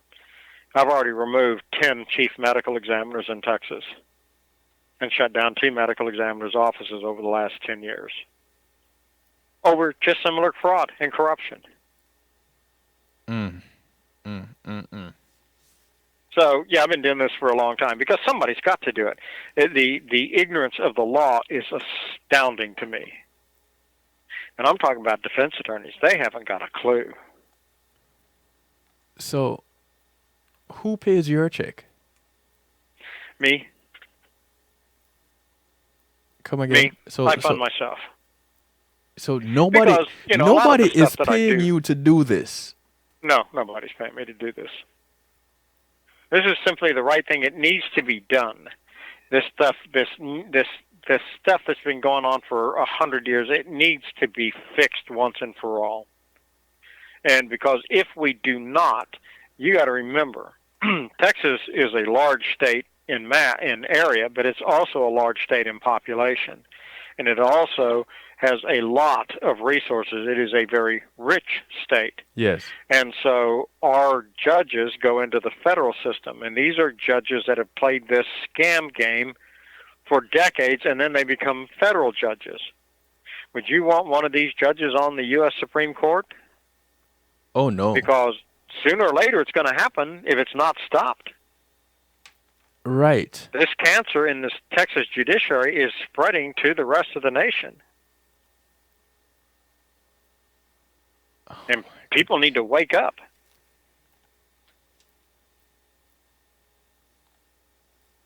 David? And it is every bit as bad as I'm telling you, and a good deal worse at the same time. I don't even have words. Because this is crazy. You get that way when you finally walk into something and go, "Oh my God!"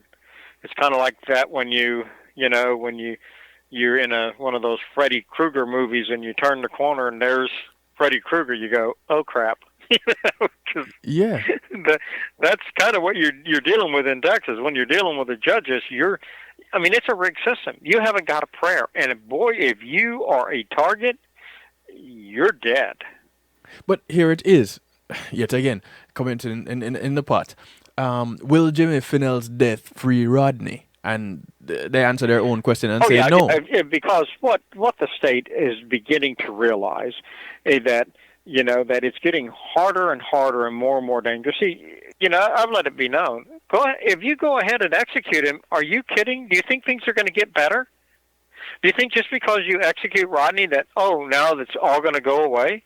Hell no, because now it becomes, you have an even bigger group of people that have, in media, in the nation and internationally, that want to prove that Texas executed an innocent man. And boy, Rodney will be the poster child for that investigation. Oh, yeah. So the state of Texas just murdered somebody. So it doesn't get any better.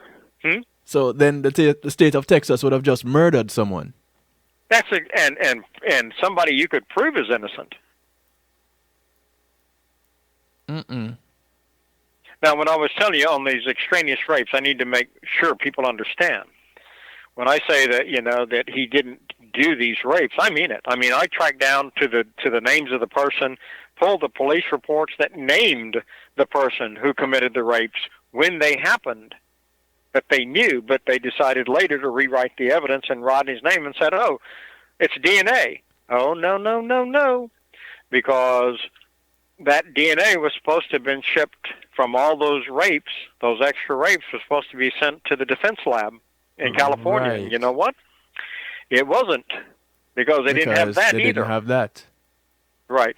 Now, this DNA expert that Rodney had assigned to him, in my opinion, she threw the case. I mean, she works for the state. She'll say anything they want her to say on these high-profile cases. Right. Now, so I caught her.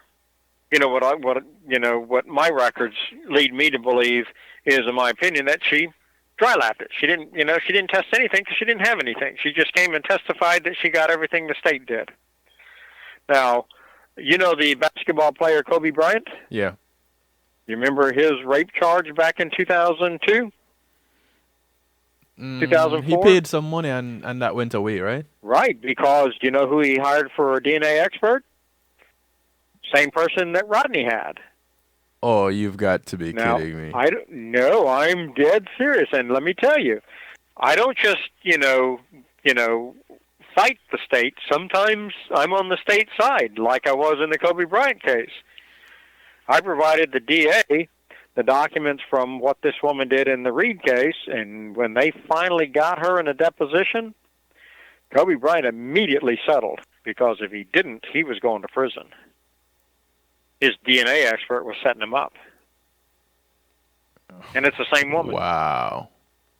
And then, because this, she, based on what my experiences are, what you've done once and what you do twice, you will do again. So I watched, and sure enough, in 2008, she got caught by the Galveston, Texas DA, where they shipped a bunch of evidence out for her lab in California to test in a murder trial in Galveston. She was a court-appointed DNA expert for the defendant. Well, just before trial, the Department of Public Safety asked her to return the unused samples of the evidence they shipped to her to go back into storage in case they had to retry the case. Mm-hmm. When the samples came back from her lab, the serologist noted that most of them were never opened. She never tested them. And she was going to show up and testify for the defendant, and she never tested them. Wow. So, beside Rodney's case, she's got two others that she pulled and got caught. Mm-mm.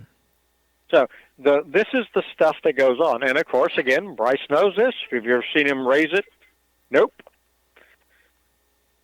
Nothing. He never has raised an issue, and let me tell you, we've had some knockdown dragouts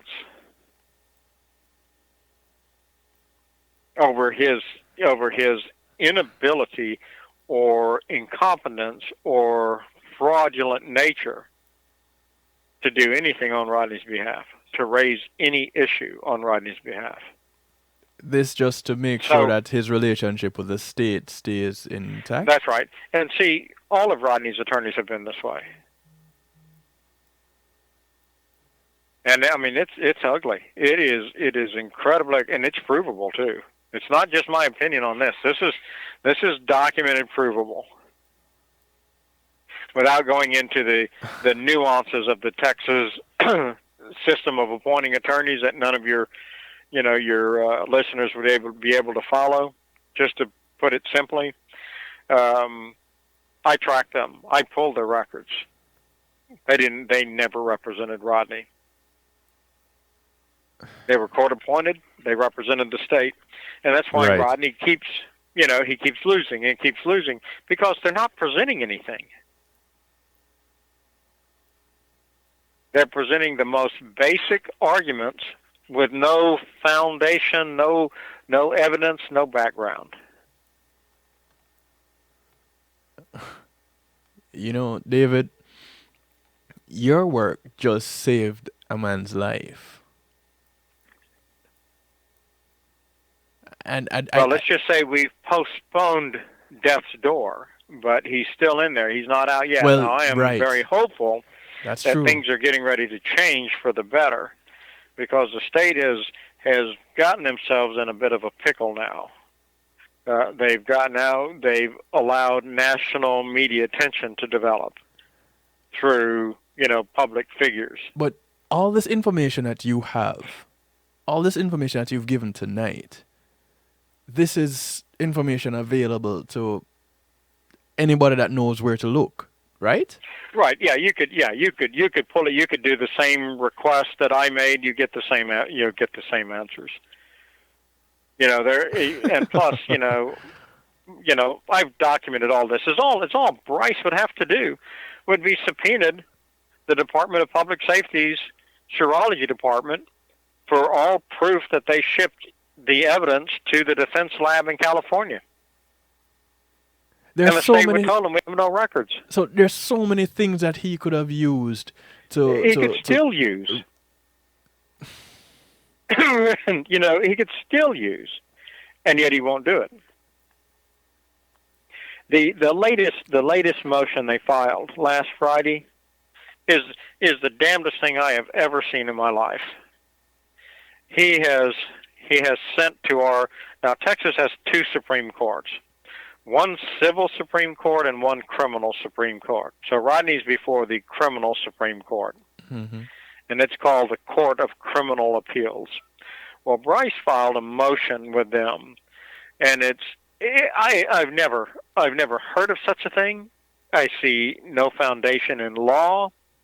But what he filed is a suggestion for a rehearing. He's suggesting that the criminal Supreme Court hold a rehearing over, the judge, and it's a ex parte Rodney Reed application, suggestion of rehearing. Courts don't take suggestions. Things are put before the court as a motion. Right. A motion for more oral arguments. A motion for new DNA testing. A motion for oral arguments. But there is nothing under the Code of Procedure or anything about a suggestion for a rehearing. How does a court address that? So you're suggesting that we have a rehearing? I mean, it's the damnedest thing I have ever seen in my life, and that's what he filed last Friday. So what? Okay, so we have a few minutes in the scheduled show for the scheduled show. Let me ask this. Let me ask this. He filed a suggestion. In courts, you file motions. So right. What happened to the suggestion? Nothing. Nothing's going to happen because it's a suggestion. They go, well, we suggest that you figure out how to file a motion if you want us to respond. I think that's probably what they all laughed and said, and then they went home for the weekend. So he's still, like you said, he's still doing nothing to help Rodney. Yep, still not doing anything. But I have some things that'll be done this week. Oh, so we need to stay tuned to what you're doing. Yeah, you're not going to miss these things. There are lots of things coming. No, this is a long way from over. But see, the pressure is off because Rodney doesn't have an execution date.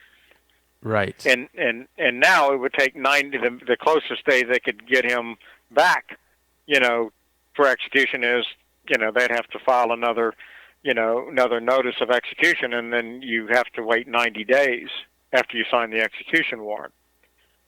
And there's no hint yet that an execution warrant is about to be signed. And of course, the judge they have presiding over it couldn't sign an execution warrant for anything because he has no standing to do so. He has no standing to do anything. Right. But Stu, and for your listeners, I'll be more than happy to keep you all apprised. We can come back on and do, if it takes a weekly to keep up with this crazy. But this one is one to watch because we're definitely going to follow up on this. Yes, this has every twist in the book, all the corruption. If you hate Texas, and by God, you've got a food supply that'll keep you satisfied for years. Mm-mm. Because with what you're going to see in this case, what is in this 21st century, you can still see happen. With the corruption in the courts, where in this case, a black man cannot get a fair shake, and he can't get an honest attorney appointed to represent him. Mm. And like I said, Barry Scheck, you better be paying attention, and you better go back and look over Bryce's shoulder, because if you don't, the reputation of your organization is about to go in the trash can. And I don't say that lightly. I mean it.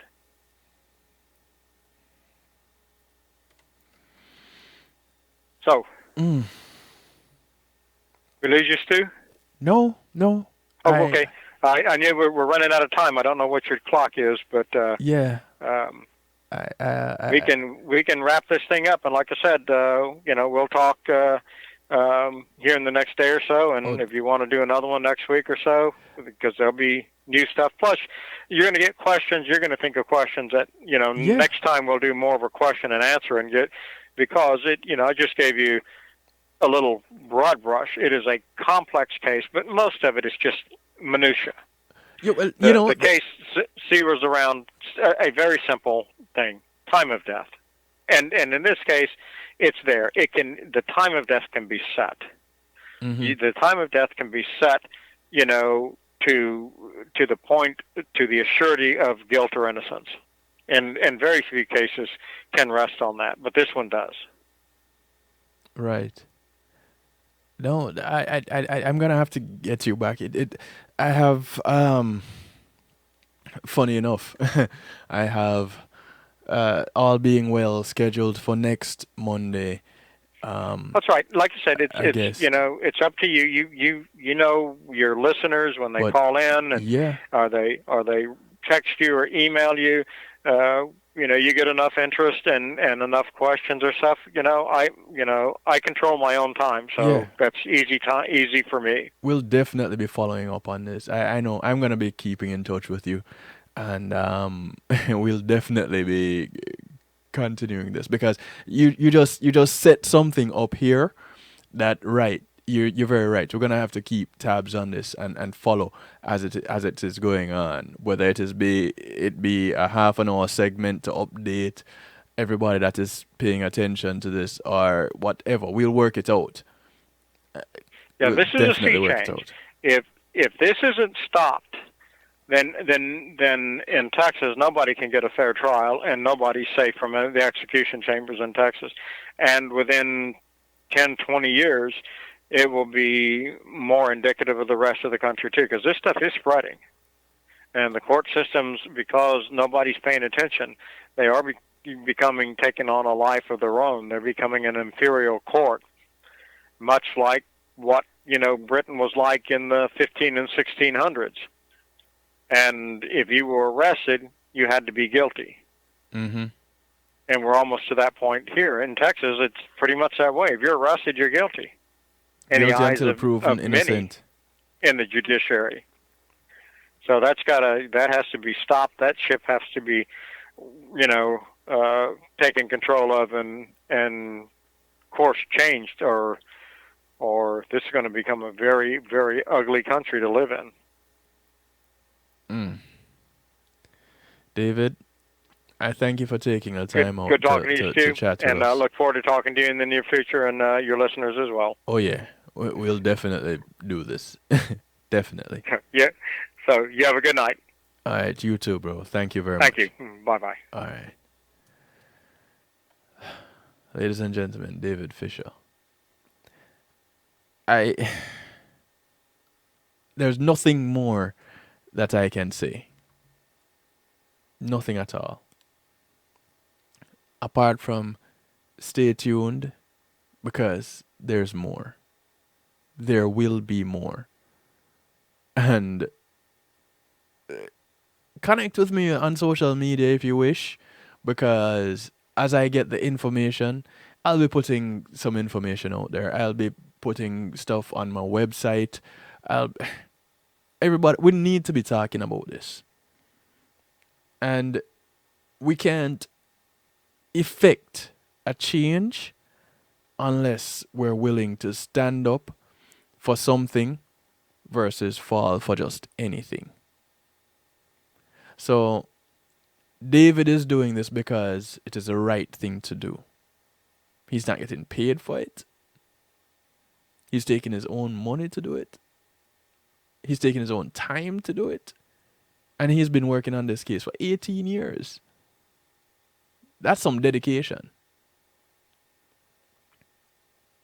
Let's do our part by doing the little things. Use social media for what social media actually is. Media. But make sure what you're sharing is something that can effect positive change. Not just any old change, not just any old thing. Something like this, we all need to come together and call people out. Call out who needs to get called out. Ask the questions. And we're talking about Texas in this case, but where else could these things be happening? What's happening in your county? What's happening in your state? What's happening in your city? Because you're looking at Texas over there and going, boy, this is crazy over there in Texas. What's happening in Florida? What's happening in Colorado? What's happening in New York? What's happening in other countries? Yeah, it's not U.S. law, but everywhere there is law. Is the right thing being done? And if not, how do we effect the change? I want to say thanks to the segment sponsors. I'm way over my normal time. I want to say thanks to my segment sponsors. Althea with her Healing Heavenly Hands. Thank you very much. Althea is a licensed massage therapist in Broad County. She services North Miami-Dade and South Palm Beach counties.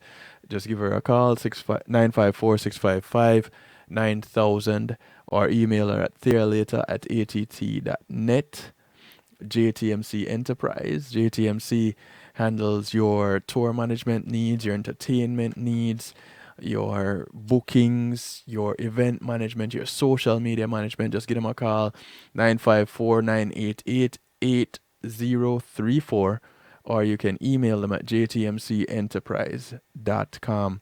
And our last segment, courtesy of GMAT Music Solutions. Thank you guys over there at GMAT Music, providing stage and sound and lighting services, musical equipment, musicians, engineers. Give them a call, 754-307-4622. Easy way to remember it, 754-307-GMAC. That's the quick and easy way to remember it. I only have one song to play for you tonight, and it's not really a song. These are the words put together by Sharon Corinthian, and the track is called Change. Check this out. This is how I roll out. We have Healthy Love tomorrow. Hey, it's a night shift with DJ Kevin Stew. Thank you, David Fisher, for sharing with us some of the details that we don't and we haven't gotten in the media. Thank you. Change has come to America.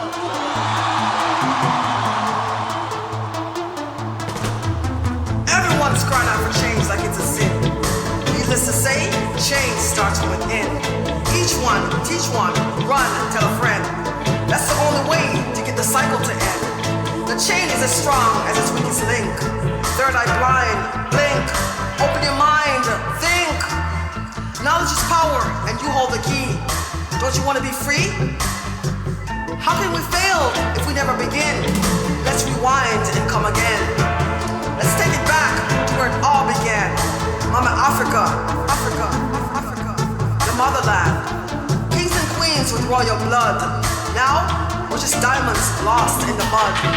In a system they made, designed to keep us confused, afraid, and enslaved. Change has come to America. It's a circus, manipulated for their purpose. A mandate designed by hate, set up to separate. We're caught in a trap like bait. Since 1812, it's true. Ask Jerry, you never knew? It's all trumped up, rigged. We're swirling in a whirlwind, spinning like a gig. Political arena, this shit is big. Change has come to America.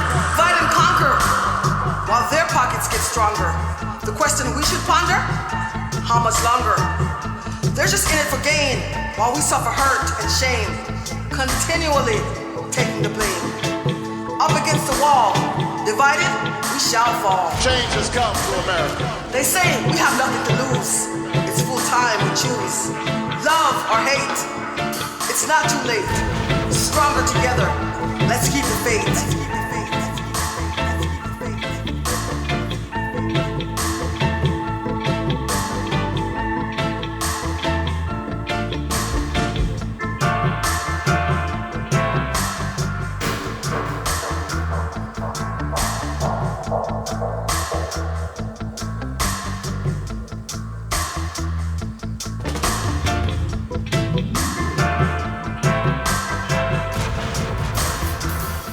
When being in the moment is priceless, consider the ability to share that moment. If you can video it, you can broadcast it. And Pulse E-Media Group has the tools you need. Weddings, birthdays, funerals, graduations, church services, parties, seminars, you name it. Pulse E-Media Group can provide you with a secure medium controlled by you to broadcast your event. Contact us at www.pulseemediagroup.com for more information. Pulse E-Media Group, when being in the moment is priceless.